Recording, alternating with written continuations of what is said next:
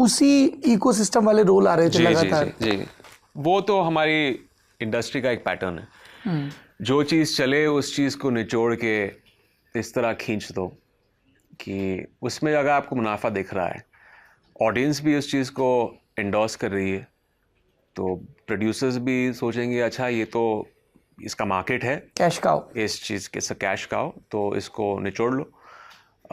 वो कुछ इंग्रेडिएंट्स हैं, उस चीज़ को स्टेपल रखो फिल्म में, और भले ही कहानियाँ अलग हों, वेरिएशंस हों, लेकिन वो कैरेक्टर में कुछ चीज़ें होनी चाहिए जो ऑडियंस आइडेंटिफाई कर रही है उस एक्टर के साथ।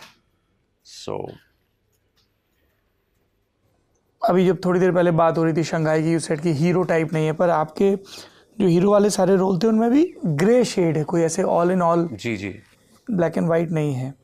तो वो कभी हिचक रही मन में कि यार मैं इसी तरह की चीज़ें कर रहा हूँ? बहुत नहीं, नहीं, मैंने कभी ये सोचा नहीं है। आने दो, और मुझे ये जो मिल रहा है, ऑडियंस मुझे इस चीज़ के लिए पसंद कर रही है, इसको एंडोर्स कर रही है, और मुझे कुछ प्रीसेट नोशन नहीं था कि मुझे टिपिकल राइटियस हीरोज़ प्ले करने हैं। पहले से मुझे पता था कि मेरी जो पर्सनैलिटी है, जो शक्ल भी है, वो टिपिकल, और मेरी ग्रैंडमदर भी कहती थी कि तुम शायद कन्वेंशनल हीरो नहीं लगते हो, ना तुम्हें डांस करना आता है, ठीक है, और ना तुम कन्वेंशनल हीरो दिखते हो, तो कुछ आउट ऑफ द बॉक्स होना चाहिए, मुझे लगा।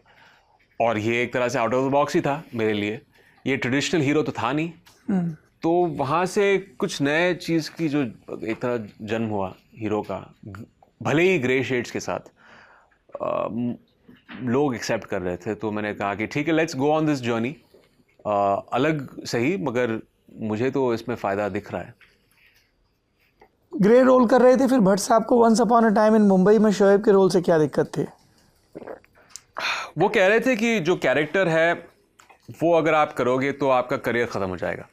क्योंकि वो दाऊद इब्राहिम से इंस्पायर्ड कैरेक्टर है। जी, तो उनको कुछ चीज़ें स्क्रिप्ट में जो थी, जो उन्होंने सुनी थी, शायद मिलन ने उनको कुछ नरेट भी किया था, उनको कुछ रेजर्वेशंस थी कैरेक्टर को लेकर, और उनको लगा कि ये तो एक ऐसा इरिडीमेबल कैरेक्टर है जिससे अगर आप एक बार ये प्ले कर लिया, तो आप हमारी फिल्मों में जो ऑल्दो ग्रे शेड्स हैं उसमें तो रिडेम्पशन होता है, लेकिन उसमें ऑडियंस का परसेप्शन आपका ओवरनाइट बदल जाएगा, उनको लगा। लेकिन फिर जब फिल्म बहुत बड़ी सक्सेस हुई तो उन्होंने माफ़ी भी मांगी, उन्होंने मिलन को फ़ोन भी किया। I was wrong, I was very wrong, क्योंकि जिस तरह आपने कैरेक्टर को कंस्ट्रक्ट किया है और जिस तरह फिल्म बनी है, मैं कुछ और इमेजिन कर रहा था, मैं एक बहुत ही डार्क फिल्म इमेजिन कर रहा था, आपने उसमें एक एंटरटेनमेंट क्वोशंट डाल दिया है जो एक बहुत It's not your regular and it was very Don different Cop film for its time, क्योंकि वो जो एंड का भी एक सीन था जहाँ पे वो बैठा है कुर्सी पे और वो एक जिप शॉट जाता है ऊपर, एक बहुत ही कंट्रोवर्शियल चीज़ थी, क्योंकि हीरो मर जाता है और ये ऑन द फॉरे आ जाता है, वो अपने एक शहर पे राज करने लगता है, तो वो बहुत डिफरेंट था। Ajay dies and this is character that comes in the end, और वो एंटी हीरो ही था। तो क्या ये फिल्म उसकी वजह से ऑडियंस एक्सेप्ट करेगी? मगर ऑडियंस ने एक्सेप्ट किया उसे, वो एंडिंग को भी। लाइक तो भट्ट साहब had a problem with the ending also.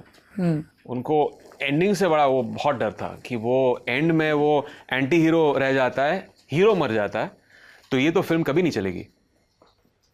But मैं हमेशा कहता हूँ कि हमारे इंडस्ट्री में रिस्क ही चलता है। अगर आप कुछ रिस्की चीज़ करोगे, फॉर्मूलिक चीज़ें नहीं चलती हमारे इंडस्ट्री में, कभी कभार चलेंगी, मगर रिस्की चीज़ें ज़्यादा चलती हैं।